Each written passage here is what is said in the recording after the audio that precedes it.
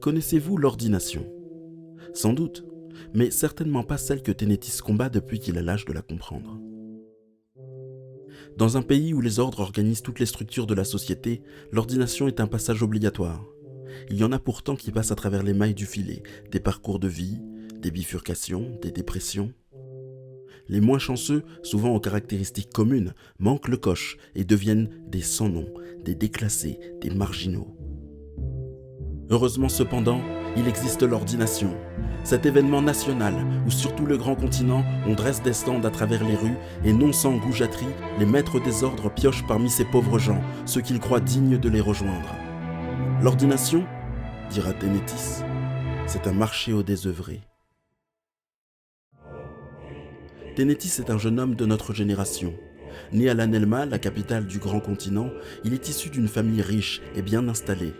Il recevra une éducation intense, mais ouverte. Avec sa sœur, ils fréquenteront les meilleures écoles, et lui, tout particulièrement, sera diplômé de l'université d'excellence, magie et gouvernance de Passengrim. Ses notes mirobolantes et son apparente assurance lui ouvriront les portes des ordres les plus prisés de sa branche, les hauts administrateurs d'État, ou encore les défenseurs du palais, équivalent chez nous des avocats. Si pour faire plaisir à son père, maître de ce dernier ordre, il entrera dans cette confrérie, Ténétis a d'autres visées sur son avenir. La vie d'un héritier n'est pas de tout repos. Devoir toujours faire ce qu'on attend de lui, être le meilleur quelles que soient les circonstances et représenter l'honneur d'une famille, tout cela pèse sur ses épaules comme une enclume. Tout couvert de gloire qu'il soit, Ténétis n'en éprouve pas moins un certain malaise à l'observation du milieu qui l'entoure. Bien qu'au 1721e lunaire, le monarque Baren le Bienheureux ait déclaré « L'argent du royaume doit n'appartenir qu'au royaume », la sauce est restée douce amère. L'avènement de la République près de 2 siècles lunaires plus tard n'a pas changé grand-chose. Certes, quelques textes fondamentaux ont été érigés, comme le droit de créer des maisons de solidarité, l'équivalent des associations, ou l'obligation faite à l'État de nourrir toute sa population. Mais comme toujours, un fossé sépare la règle de la réalité. Au cours de ses études, Ténétis a visité les 5 domaines du grand continent. Et s'il apparaît qu'il y fait bon vivre, il semble aussi qu'une colère sourde gronde tout bas. Les plus malchanceux, pour être nés dans des conditions les moins favorables, deviennent bien souvent des sans-noms, comme leurs parents. Ils survivent de coupons alimentaires et se réfugient dans les saints sentiments d'Dieu. Les impôts sont mal répartis et le nord du pays menace de faire sécession.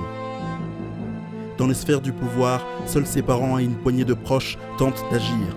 Sa mère, inscrite aux ordres des trésoriers généraux et intendante du palais présidentiel depuis 18 ans, suggère quelques réformes aux présidents qui se succèdent. Et son père choisit en priorité de défendre ceux qui n'ont pas les moyens. Mais Ténétis constate bel et bien que cela ne suffit pas. Le jeune homme qu'il est supporte mal son impuissance. Les ordres sont forts et établis depuis des siècles.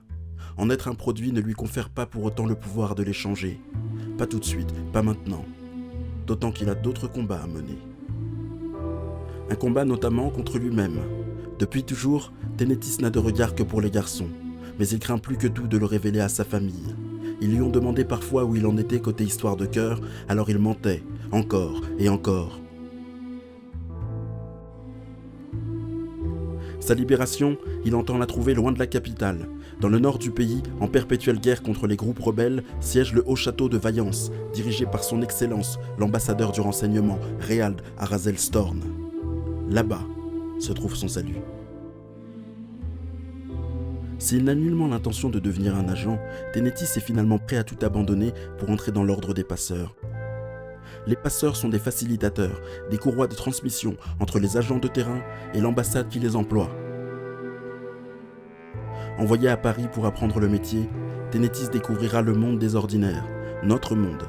Dans sa nouvelle vie qui s'annonce, il est libre d'aimer et parlera à ses proches quand il sera prêt. Je sortirai le journal politique de Ténétis, celui qu'il a écrit quand il était à Paris, dès qu'il sera terminé. Vous aurez alors son point de vue sur notre pays, et aussi un peu le mien. En attendant, abonnez-vous et portez-vous bien.